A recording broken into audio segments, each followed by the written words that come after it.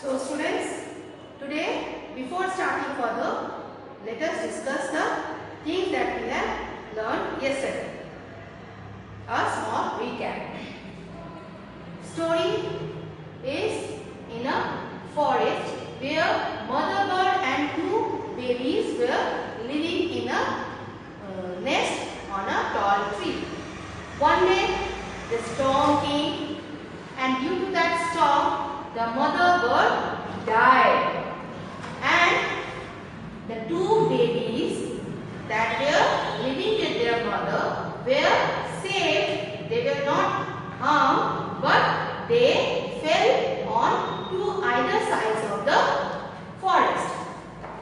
That means the babies got separated. Now one of the baby came near a cave, and the cave was full of the robbers, the thieves. So the first one of the bird fall near the cave, and the second fell near an ashram of a rishi. So both the birds were separated. One day the king arrived in that same forest,